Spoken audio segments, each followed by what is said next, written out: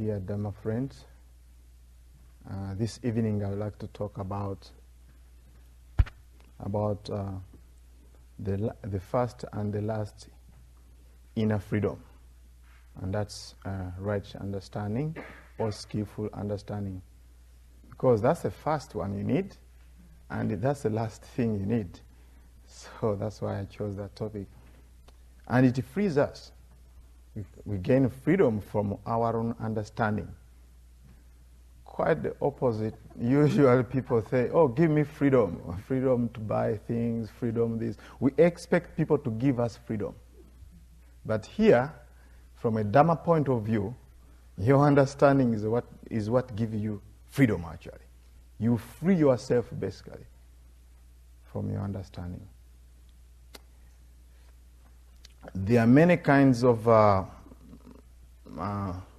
understanding, and I will maintain this word skillful because it resonates with me, skillful. Because when I was teaching in Uganda, I was telling them about right understanding, right thought. One medical student asked me, right from whose point of view? I said, that's a good question. Then I pulled out from Buddhist psychology, skillful. Skillful, nobody's going to complain because when you define skillful, then it's universal. So we have universal rightness or wrongness when it's unskillful. Okay, I just want to tell you what is skillful. Skillful, psychologically healthy, something which is psychologically healthy, wholesome. Ethically, it should be praiseworthy. But to simplify all these things, so let us say something is skillful, it's if it brings you happiness, the happiness of others, and the happiness of both. And if something which is unskillful, if it brings suffering to yourself, suffering of others, and suffering of both. So it doesn't matter where you go, whether you go to Uganda, United States, something which is unskillful is going to be unskillful. Like touching fire. You touch it, you get burnt. Then people, Spit Rock, they have to run you to the hospital. You are inconveniencing them. Then the doctors.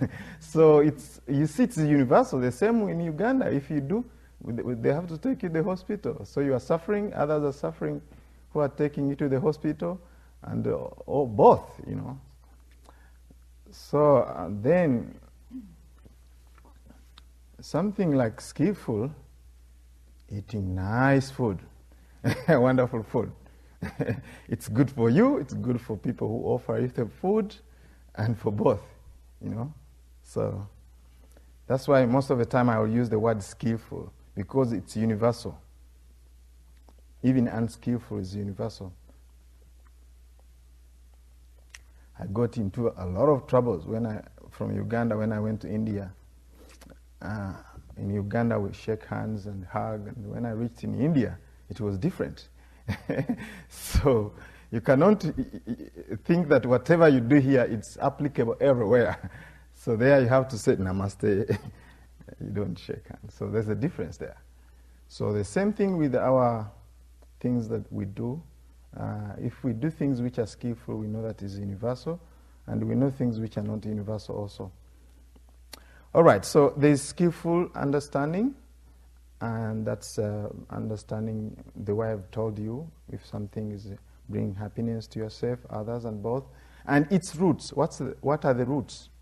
That's generosity, loving kindness, and wisdom. Those are the roots. If you want to know whether something you are doing is skillful, it should have these mental states behind it. It's very clear. It's generous, loving kindness, and wisdom and understanding. If something is unskillful, that means leading your suffering, the suffering of others, and both. Then the root, the nourishing root there, it should be greed, hatred, and delusion. Then you know that you're really doing something unskillful. So that's one way of right understanding. But I'm not going to dwell on that. There is yet another juicy right understanding that I'm going to tell you. There's another right understanding of impermanence, suffering, and selflessness, nature of all conditioned things. This means that everything is changing. Everything is in constant flux. Most people don't agree, yet they breathe. You know, when you breathe, in breath, what happened to it? You have to breathe out. And people say, no, I can't understand this Buddha's teaching. It's difficult, impermanence. I can't see impermanence. Are you sure? You watch your breath, does it stay the same? That's self-denial. If you really think that things don't change, you better change your understanding. So things do change. Things, of course, are suffering. We can see it very evidently.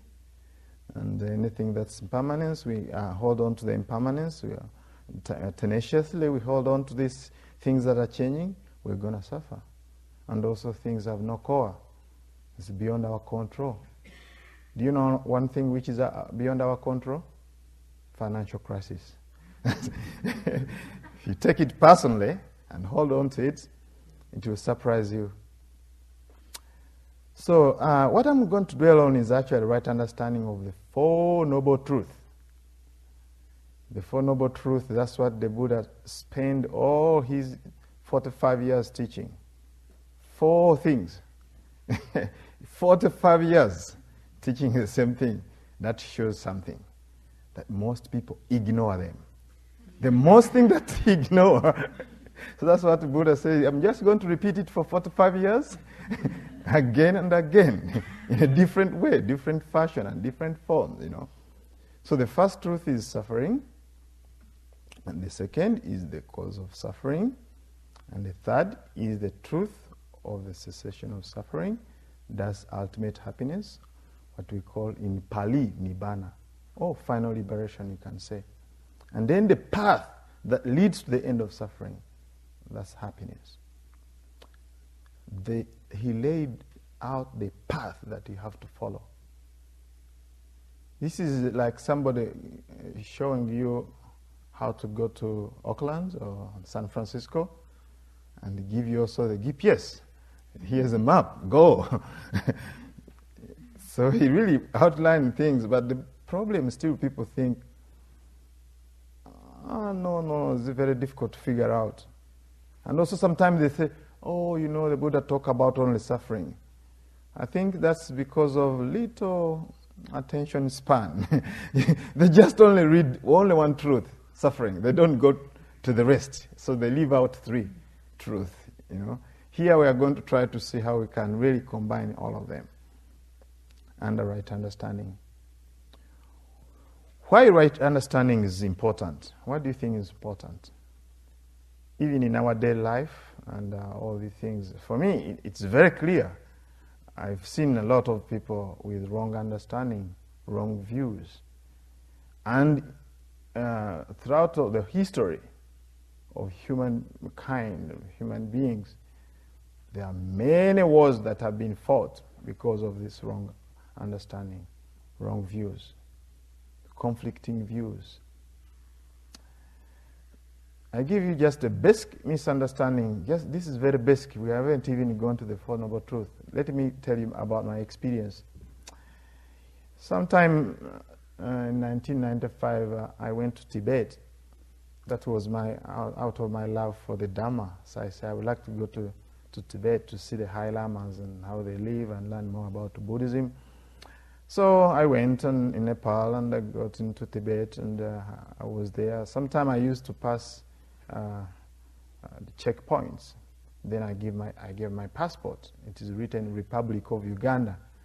Then people, they looked at me. They have never seen even an African or black person. They looked at me. They said, please give us your passport. I said, this is it. I have no other document apart from this.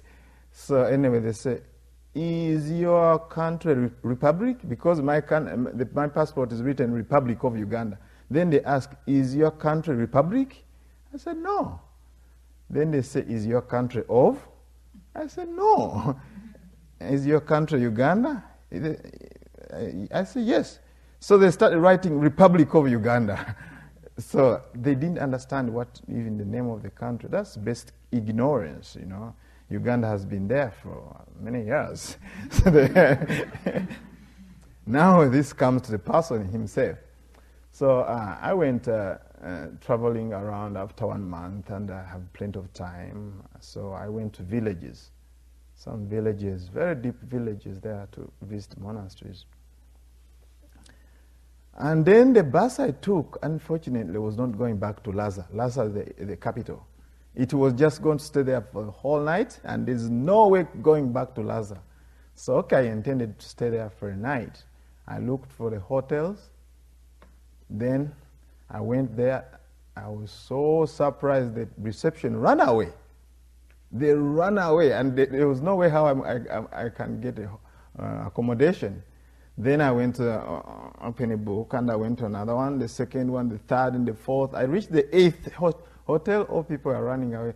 But then I reached another hotel where the receptionist was a man, a male. I said, this is maybe it looks very strong.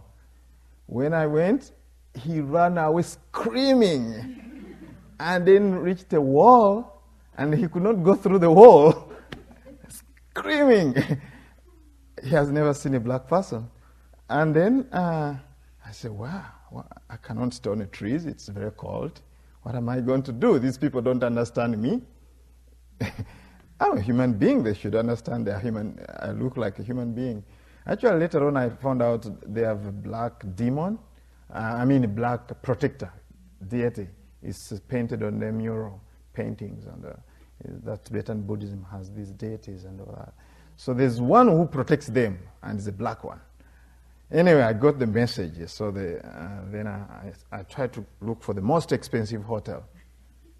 Most expensive because I knew these people are educated, they have enough knowledge, they have right understanding about this African. So then I went there. She was a female receptionist. Looked at me, but okay. She looked very scared. I said, this is my final resort. I don't know what I'm going to do if they refuse me.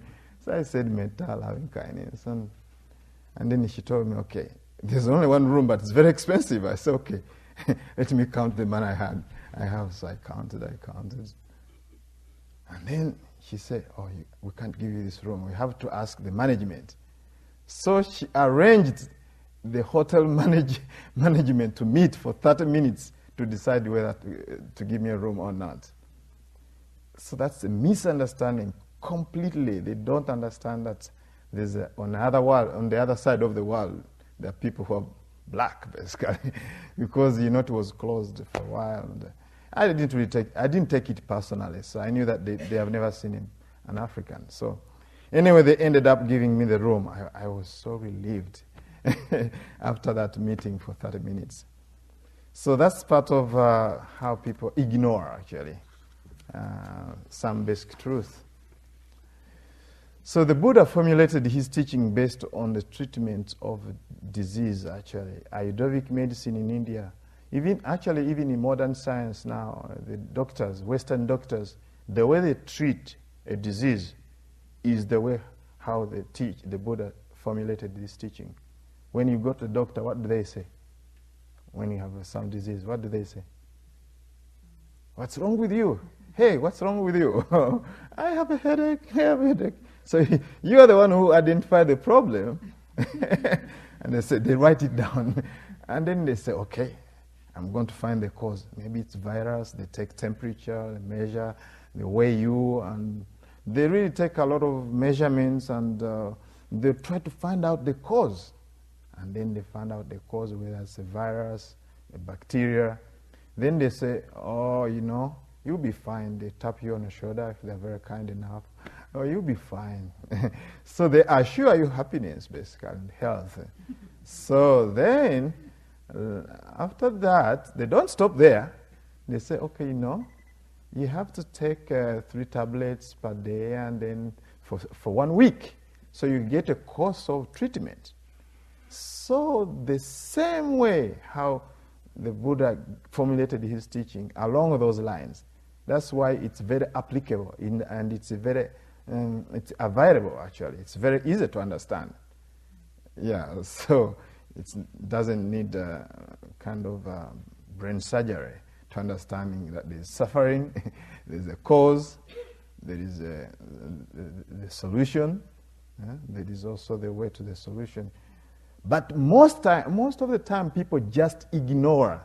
That's why the Buddha said ignorance. Not that you don't have PhDs and all that. You just simply ignore. Forget about it.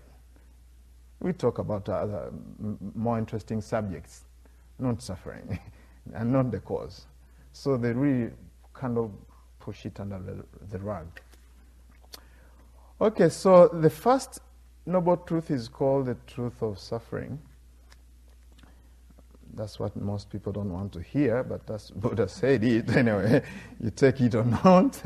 If you don't believe it to me, you don't believe it, you can just stay rest assured that it is there, whether you want to face it or not. So the way we practice this teaching hinges on the way how you're going to understand this first noble truth. So if you are a kind of a person who is relaxed and lax, you don't take things seriously, it means that you are not lacking some understanding of this very first noble truth. It's very important to understand what the first noble truth. Just a simple excursion about this truth. The Buddha began with saying birth is suffering.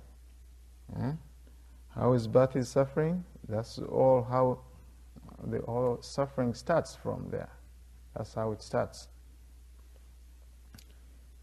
Okay, of course, when somebody's born, you become happy, it's okay, but you know that it comes with a kind of in a package, basically. You shouldn't have to worry about it. There's a lot of happiness in birth, because it's in a human birth that you can become a Buddha. You can become enlightened. Don't get me wrong. I'm just telling you that when you're born, happiness comes in a package with a little bit of discomfort. It's like buy one, you get one free. So that's a good deal. So that you don't have to take it personal. It's just how the package comes, You just have to take it at a face value, So, of course, aging is suffering, and we know that. By the way, there's a little bit of a note before we go to aging, because most people anyway don't want to hear about the word aging. They say growing. It's growing. Actually, according to Buddha, from the time you're born, actually you're aging. So the time start counting. Feeling ages, It's not only the body, the feeling ages. Where is your last feeling 2 years ago? You have changed. So aging we should accept it also, we should understand it. We should have a right understanding of what aging is. Is that the things changing, actually. Things change. If there is any change, it's aging. You can put it in a political correctness and say, okay, elderly or growth and all that, but it's actually aging, that's the truth. So there's certain things that we really ignore, like, what's the cause of death, by the way? It's baffling doctors. They're trying to find out the cause of death and what's the cause of death, what's the disease, and when Michael Jackson died, what's the cause of the disease? The Buddha knew already, don't have to spend money to find out the cause of death. It's birth. It's very simple. You see how people ignore? If you are not born, you are not going to die. So this is part of ignorance. My friends, whenever I'm talking about these things, know that it's ignorance. It's not that it's really very deep stuff. It's just we ignore, Sickness, disease, discomfort, that's part of also suffering. Cold, hot, hunger and thirsty. All those is part of discomfort. We can experience it. There's pain, physical pain as you sit here, grief, sorrow, lamentation and despair. All that is a form of suffering. Association with hateful, like you want to be, let's say when you go to work, sometimes you associate with your coworkers. They may be rough, they don't know about mindfulness. So you've been practicing mindfulness. So that association can lead to a lot of conflict and some discomfort. Separation from the beloved ones.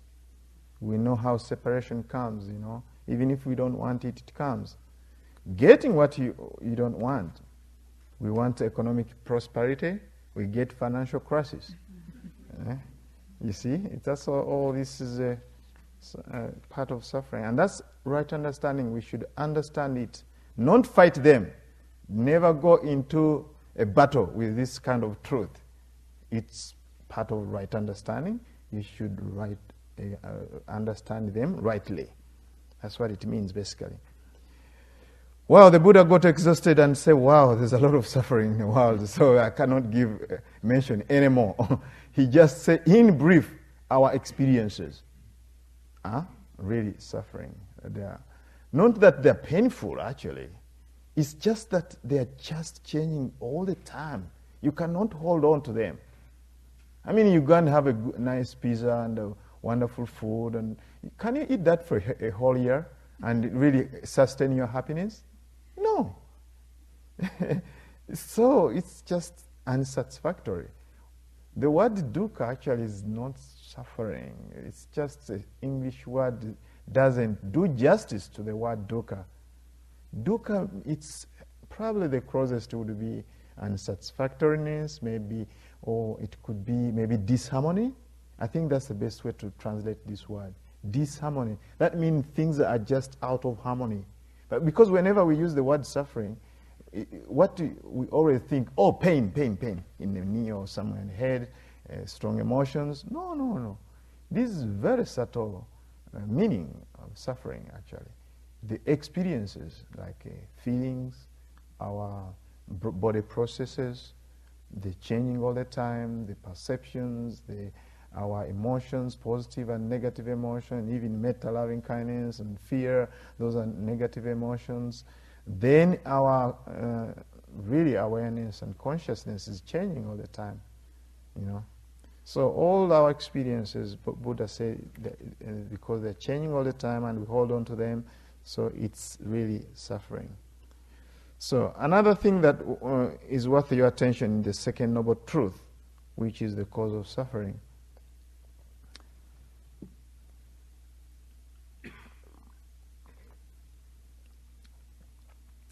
Yes, suffering has a cause. Most people, they ignore that. Oh, there is no cause. It's just given to us to just get on with it and try to maybe to make us worthy of their love and all that. So there's a lot of actually resistance to this truth. People think that suffering is caused by something, depending on your beliefs. But here, I invite you to really investigate what's the cause of suffering. Here, it is identified as craving for sensual pleasures. I won't be popular, I think, when I'm trying to talk about this. Because that's what most people even misunderstand. Okay, now Buddha talk about craving for sensual pleasures. How are we going to live our life?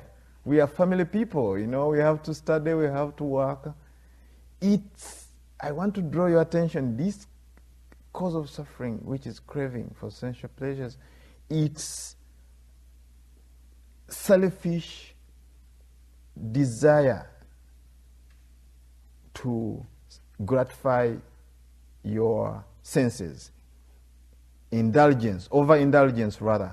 Because there's some desires which actually can be okay, like desire to stand, desire to practice the Dharma, to reach the liberation. There's no problem with that. Desire to come to meditate, there's no problem.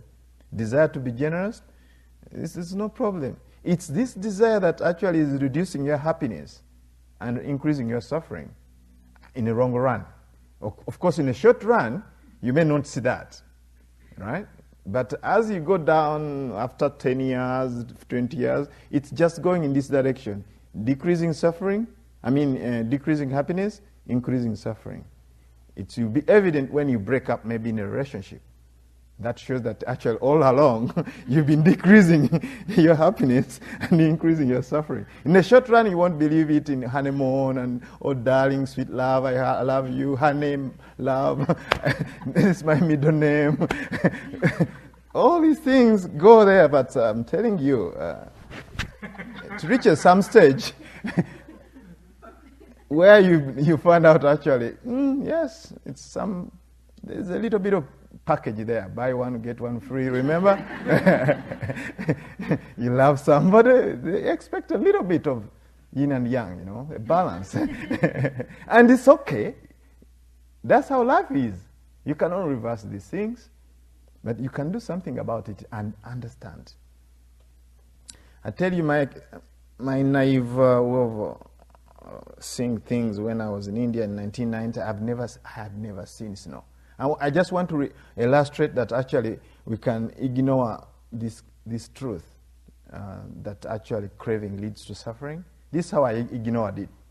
All right, so I'm in India, then I heard that there's snowfall. I've never seen snow in my life, apart from the refrigerator.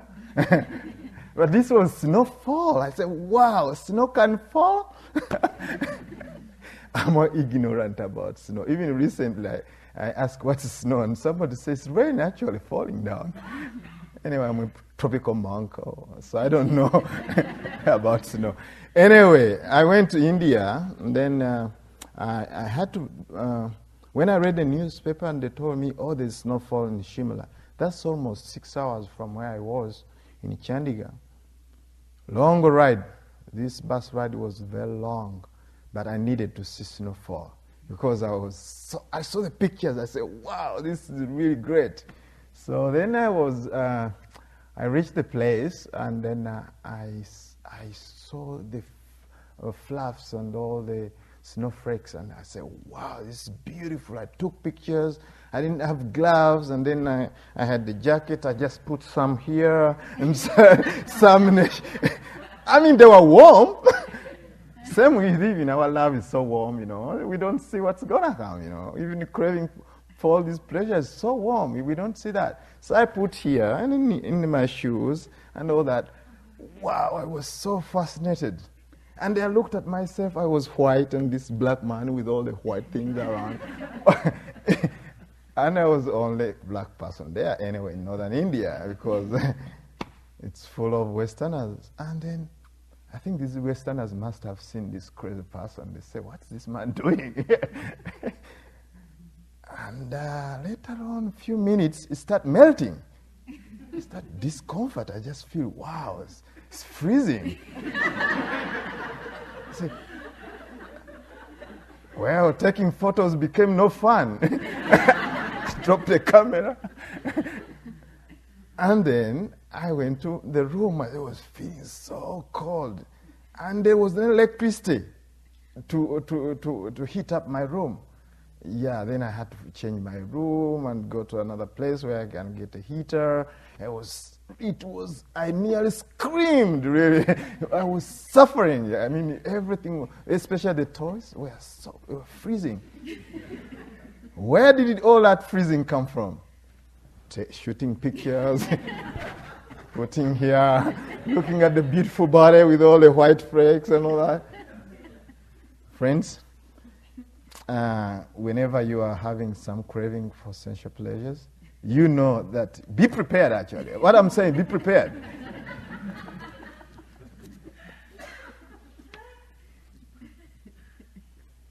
Actually, once we are prepared, there's no problem. We have enough mindfulness. The good thing, actually, we have all the teaching to really help us to go through that. Even when we find ourselves in the middle of craving, we can actually do something about it. We are not helpless beings, actually. Go for it.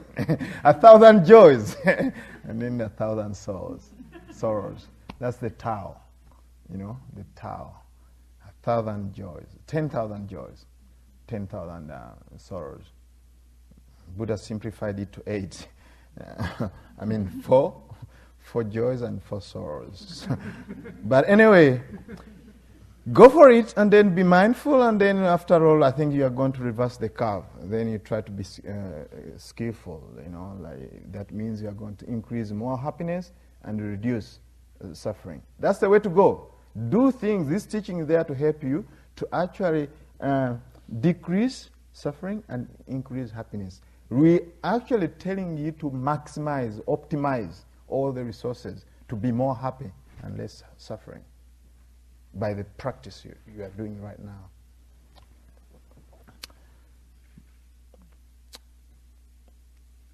You know for yourself how you experience, there's a grief or whatever you experience or fear, all those actually, from a psychological point of view, they spring from craving.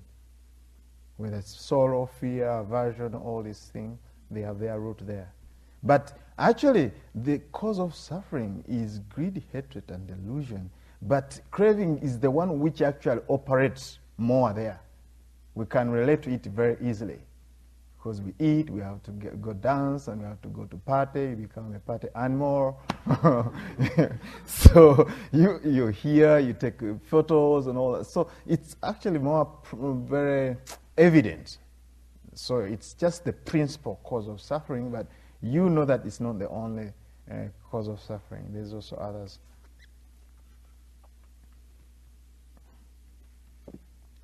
Of course, from ethical point of view, craving itself actually leads to more defilements. People say they don't want to hear the word defilement. What do you mean? I'm defiled? Some people told me, I've learned a lot of things in America, actually. So there are certain people who told me defilement is not a nice word. But I don't have another substitute. I don't know, but you know that actually craving provides fertile soil for other kind of unskillful states of mind to arise, like fear, anxiety, and all that. They all spring from craving. So it's like a fuel for other kind of forms of cause of suffering. The social implication of craving, of course, we know, conflict. All the conflict. It's just amazing how the Buddha put things in perspective. Wars and conflicts in families and all these conflicts we have ever heard of, the Buddha traced them to craving. It's just amazing. You just talk about any conflict you have ever had. It's all being rooted from craving, of course, and ignorance. Now we go to the third noble truth, which is called the noble truth of cessation of suffering. That's where things become very interesting, because now we are removed from all these things we don't want to hear. We don't want to hear suffering, do you? What about the cause? We don't want to hear about that. The cause of suffering is craving. No. But here, we want to hear about happiness. Don't you? I know you want it. Because that's what the doctor tells. Okay, you'll be happy, you'll be healthy. Don't worry. So actually, when the doctor tells you that, you kind of forget about your sickness, because there's that assurance. It doesn't say, oh, you are not going to get cured. They don't say that. Even the Buddha said that if you follow the path, if you're understanding the path, you're going to get freedom and get enlightenment. Of course, from a psychological point of view, the cessation of craving, it's the cessation of grief and all other mental defilement like fear and all that. So it's just removing, actually. The beauty of this teaching is not like you have to keep on piling things. It's just removing the cause. You see what I mean? You just have to remove the cause of suffering and get happiness. I don't know how long it's going to take to remove, but that's it. That's the way to understand that you just have to remove things. It's like when the house is full of furniture and dirt and whatever things you have. What do you do if you want to have space? Do you pile in more things and all that? No, you have just to remove all the furniture out and start sweeping. So what we are doing actually here, we are sweeping. We are not causing new things basically to happen, but we're just inviting you, remove a little bit. Even when actually you start removing a little bit, an iota of craving, maybe not all, because the big projects. That's what we are all doing actually, monks, nuns, and all practitioners. We are trying to remove slowly by slowly. So take it easy. It's a whole project, life project. Remove a little bit, and then you see how happy you are. You keep on removing a bit. To the degree and extent that you can move something little by little, to the degree and extent that you'll be happy. And you can verify it yourself. Not through reading books, not through listening to the teacher that, okay, you know, you want to be happy, remove a little bit of craving. No, you can see through your experience yourself. From ethical point of view, of course, the removal of greed, hatred, and delusion, of course, that brings happiness. So that's all what you have to do. And we can actually totally abandon all forms of suffering and attain ultimate happiness and freedom. That's what I talked about, last freedom. We have to realize it. We have to realize it. And that's a challenge. That's a task that we have to do for this truth. We have to realize healthy and happiness. The fourth noble truth, which is the path that leads to cessation of suffering. So that's where there is hope actually, because all these things sound theory or what's this. But here there is a path, practical. That's what the doctors say. Or that's what the doctors do. They give you Fancida or ibuprofen, take it 3 times a day, and for 5 days you'll be fine, come again, and all this. So this Buddha, exactly what he's doing in the fourth noble truth, spelling it out. And you're going to hear all the teaching we're going to give actually during this retreat is going to be spelling out that course. You'll take piecemeal by piecemeal. This is actually the path that leads to the cessation of suffering, and it's commonly called the middle path. That means it stays clear away from self-mortification and also from self-indulgence, which is probably you're familiar with. You may not be familiar with self-mortification. That's the practice in India where people used to stand on one leg for the whole month and month thinking that they will get enlightened and then not eating food and all that. It's called self-mortification. So this path actually is not a compromise. It's actually stay clear away from those two extremes. The Noble Eightfold Path, I'm going to spell it out. Today I've been talking about right understanding. That's the first one. Second is right thought, right speech, right action, right livelihood, right energy or effort, right mindfulness, and right concentration. Again, you can say skillful and substitute the word skillful with right, whatever you want to do. This is the Noble Eightfold Path. Actually, it's in a wheel form. I don't know if you can see this. This wheel, that's what the Buddha taught, this wheel. If you can't see it, I'll post it there. It's in a wheel. They're like spokes. It's not like highway with 8 lanes. You keep on going the first one, and no. It's actually a wheel. It's spokes. You know, it's a motion. And he set it running. He set it moving. And he said that nobody's going to stop it. Because these are just mind states, actually. It's not outside. These Noble Eightfold Path, it's not outside you. It's not in the books. It's not on the paper. It's in you yourself, if you can allow yourself to practice. Actually, this is a symbol of Buddhism.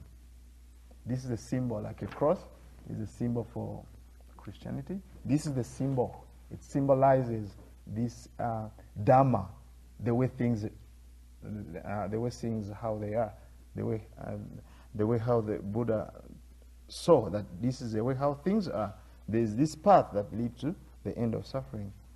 So, actually, before the statue, they used to put a wheel there on the altar there. There was no statue at all in the beginning. It was later on, sometime I think in the second century, they start putting, they started putting on other things basically. So they used to really put the wheel there, and then you can see for yourself, oh, I'm going to practice this one. Do you know what the wheel does when there's one spoke missing? Disharmony. If you remove 5, disharmony. So you need all the 4 spokes there. So I'm sorry to disappoint you if you are really going to pick and choose, like going in a supermarket. I just want right understanding. I don't want right thought or right understanding. You know that you are dealing with a wheel. We need all of it. So I'm talking about only one spoke. Okay, right thoughts is going to be the next one. Don't worry, somebody will talk about right speech, but let me talk a little bit about right thought or skillful thought.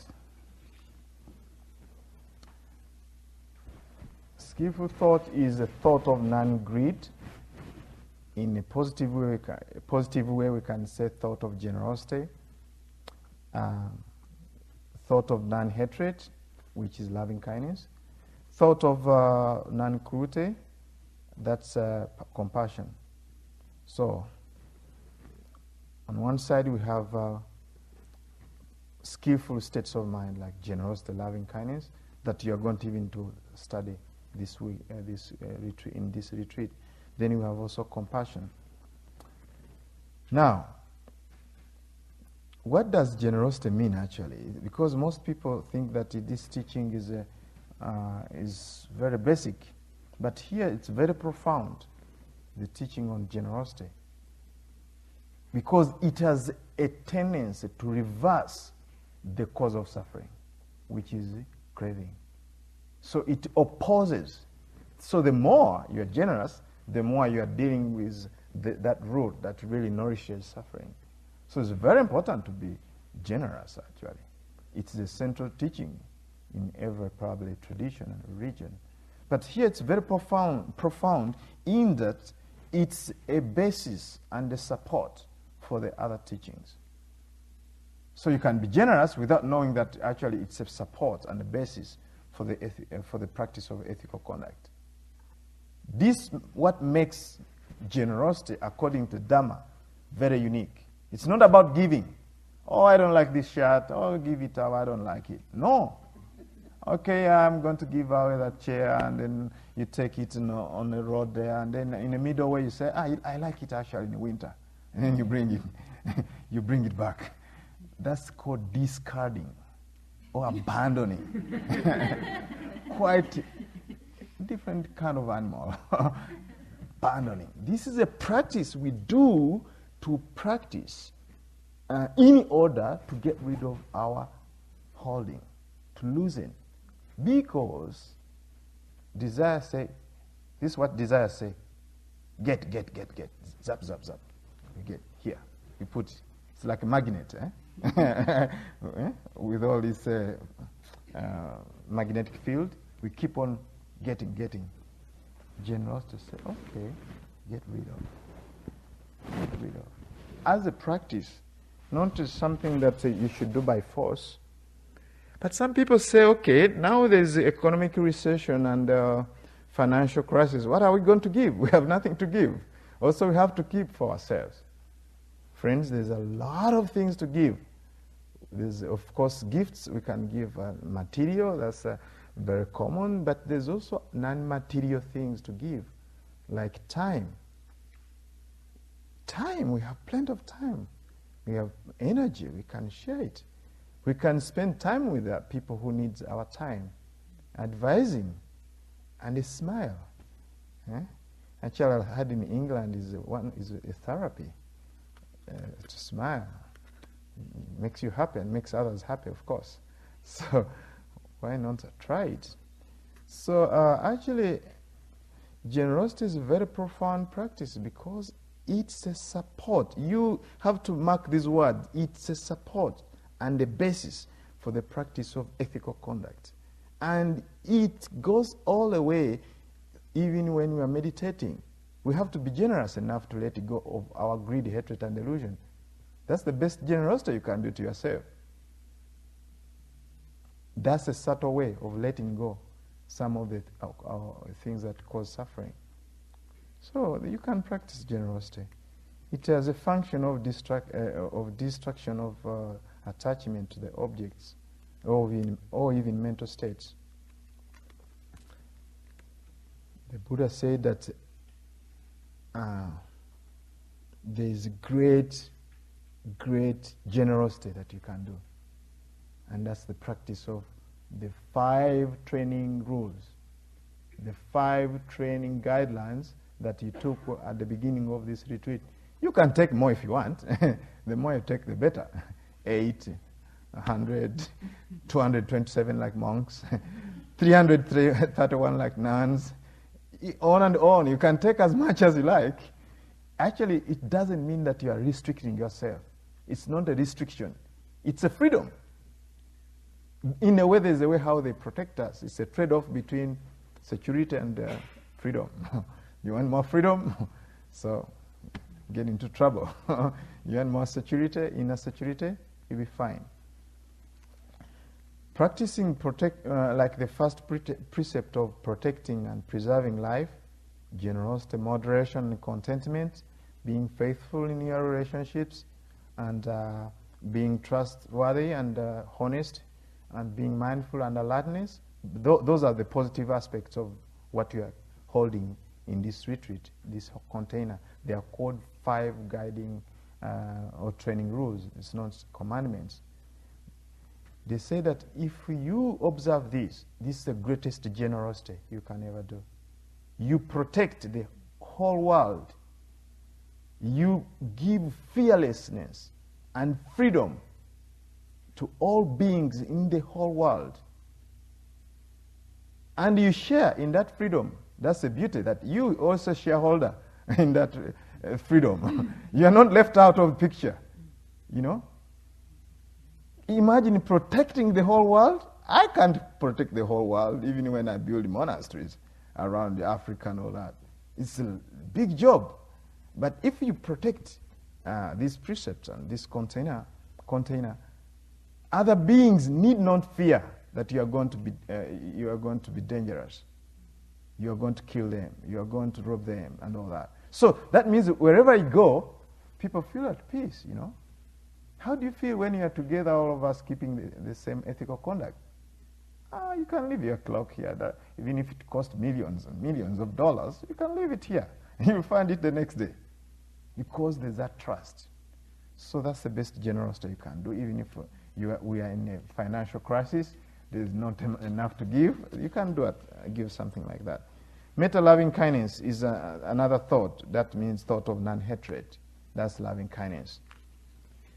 So loving kindness is that mind state that seeks for the welfare and happiness of all beings. It's boundless, without exception. And you hear more about it, actually. I don't need to talk more about it because that's what we are going to teach. So you know that the next thought is metta loving kindness. Another one is thought of non-cruelty. That's compassion. Compassion is that mind state which trembles whenever there is suffering of others, but also it includes ourselves. This is not fear, but this is connection, connecting to other people's suffering. So that's compassion. Again, this is another teaching that requires a full hour Dharma talk, but just know that it's in that line. So long as you have right understanding, you're fine. But the proof of the proof of the pudding is in the mouth. We want to see if we have right understanding. Today, right today. Okay, I would like you to take a deep, slow breath.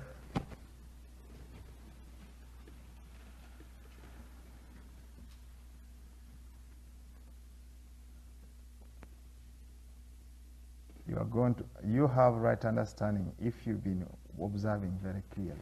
All the Four Noble Truths are there. Let us start. People say, oh, this Buddhist teaching is very difficult, I can't practice, I can't meditate, I've never read about Buddhism, it's very hard. And actually, everything is in the breath there. Even one single breath. Okay, when you breathe, there's that anxiety and tension. Did you feel it? Some excitement sometime, and you breathe. There's that tension that tells you should let it go, or you should take another one, or you should breathe out. What's that? Discomfort. Is that not a little bit of subtle discomfort? Suffering? That's the first noble truth. Desire to breathe. We need to survive, to get oxygen. I mean, you cannot say, and stay for hours like that. There's subtle desire there to survive. It's inbuilt. That's the second noble truth. That's the Buddha's teaching. Don't ignore it. Then when you let go the breath, how do you feel? Some peace, isn't it? Some freedom, You feel happy. Take another one. Let go. How do you feel after that? There's that happiness giving you a sample of what it's like to be really free when you go and continue to practice until you attain final liberation, inner freedom. That's the freedom. At that moment, you feel even that small micro happiness. You feel it. In fact, if you are stressed out, I give you this exercise. It's called M&M. You know this sweet's called M&M?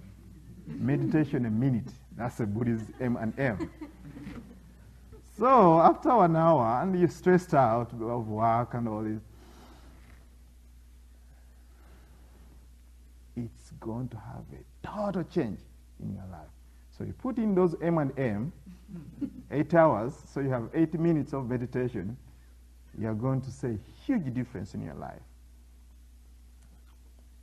Now, we have seen not the full third noble truth, but at least a taste. If you want to taste all the water, all the oceans, and find out what oceans are in Africa and in Asia and all that, you don't go everywhere. You just get to the Pacific Ocean and taste the drop there, and you find out it's salty. So even the Buddha's teaching, it has the taste of liberation. So even that moment when you feel happiness, when you've been breathing and let go, that's peace. Then you know the third noble truth, happiness, exists.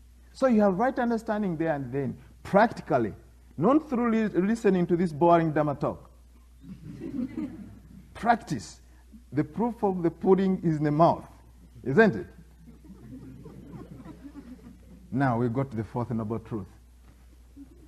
We talked about right mindfulness, right thought. They put these things in the books, but they are in your body actually there. That's what even the Buddha said, that I declare that all the four noble truths are in this fathom-long body. That a fathom-long body is an average size of a human being. So the four noble truths, the understanding, the right thought, are there.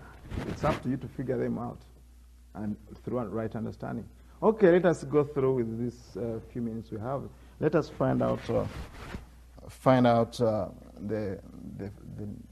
the fourth noble truth. Okay, when you breathe in, what do? The breathe changing. It changes. It doesn't stay the same, isn't it? Then the sensation, the warmth, they keep on changing. That's right understanding of impermanence. If there's anything to show that things do change, it's the breath. That's why we tell you, focus on your breath all the time. And you complain, oh, I can't focus on my breath. Oh, yeah. It's very hard. I will stop coming on POC. I can't meditate. Are you sure?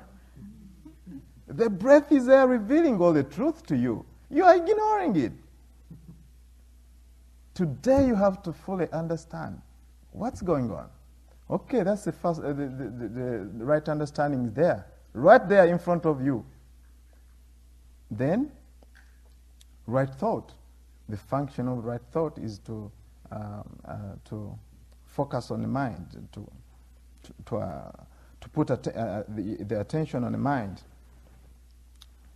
you attend to the mind because you don't have greed and you don't have hatred and all that. So it's very clear once you attend to the breath, you're not figuring out, oh, what ice cream I'm going to eat and all that. Because we will tell you, okay, please be present. So you cannot actually think at the same time, observing the breath and then thinking about lunch. Of course, it will come differently sometime, but not at the same time. It's one after the other. So you have right thought there. Then we have right understanding, right thought. What about right speech? We're off the hook. We're maintaining noble silence. So you don't have to worry about that. So you're doing right speech. Then right action. Okay, not abstaining from killing. We are not killing anything apart from our anger. Actually, the Buddha told us that the only thing we should kill is our anger, aversion. That's the only exception. Okay, we are trying to practice loving kindness. That's how we kill our anger. So other than that, we are observing all the 5 precepts. We are good. We are in good shape. Right action. It's already there in you. And then what else? Right livelihood. Wow, what's the best livelihood than being self-employed on a cushion? You are employed here for 5 days. You have right livelihood. Everybody's happy. You are happy, others are happy. That's the Buddha said that you live your life to make yourself happy and others happy. You're on a cushion. That's right livelihood is there. Right mindfulness. Okay, what's mindfulness? Is to be aware of what's going on. Is to remember, actually. Mindfulness itself means to remember. So we tell you, remember to be mindful of your breath. We again and again, that's what we sing, meditation teachers. Please be mindful. And then you become mindful of the breath. So that's also done. In that moment, one breath, not 2. In one breath. Then right concentration. Oh, we skipped it, right energy. Friends, whenever you focus your mind, whenever you turn your attention to the anything, even the breath, right effort is there, right energy is there. Concentration is to focus. It's basically focus all the mental states on what you're doing. So all the Noble Eightfold Path is there in you. You like it or not, but it's there. So all what you have to do is to tune in frequency, and you are on right understanding. Friends, I've covered, I think, a lot of ground.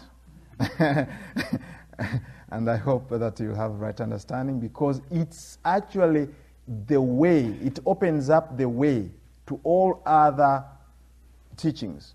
Right thought, right speech. If you don't have right understanding, you might as well forget it, because you're going the wrong way. Imagine you park your car, then snow comes, and then you say, I'm not going to remove snow. I'm going to go in my car. It's a brand new car. I'm going to drive all the way to Auckland. Are you going to get that car out of the parking lot? I mean, all the windows are you don't have any view? Please tell me. I mean, you're good drivers. Why don't you go? The car can start, but there's no view. But if you have a view, you can drive wherever you want. If you want, even go to Uganda, because you have a view. There's nothing that's going to be difficult in your practice if we have the right kind of view and understanding. That's why I dwelled on this. I kind of indulged myself, actually. Kind of. Don't you see that? Time is even past. All right, so let me kind of recap what we have seen. We have seen the first noble truth, suffering. Second noble truth, the cause. The third, which is the cessation of suffering. And the fourth, the path that leads to the cessation of suffering. Remember this. When we develop, this is very, very important. When we develop the Noble Eightfold Path, we come to understand the truth of suffering. When we understand the truth of suffering, we abandon naturally the cause of suffering. When we abandon the cause of suffering, we attain what? What do you do when you abandon the cause of suffering? You attain inner freedom, happiness, emancipation, liberation, call it whatever you want. Thank you very much. I wish you success in your practice. You know that it's under your lap. Liberation is under your nose. Do like this. That's where it is. Thank you very much. Okay, let us sit for a moment or two. Let it go like excitement.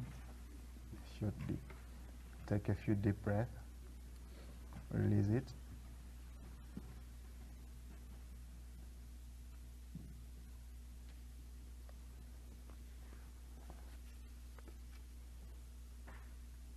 This is the Noble Eightfold Path that which the Buddha expounded and explained that leads to suffering. Leads to the end of suffering, happiness, freedom, and final nibbana, or final emancipation. Say the Buddha.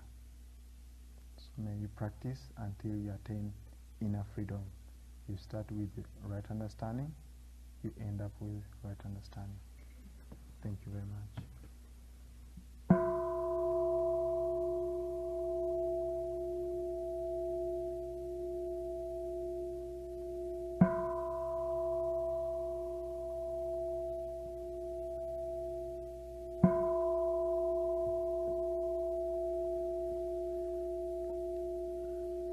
May you be well, happy and peaceful. May all beings be well, happy and peaceful.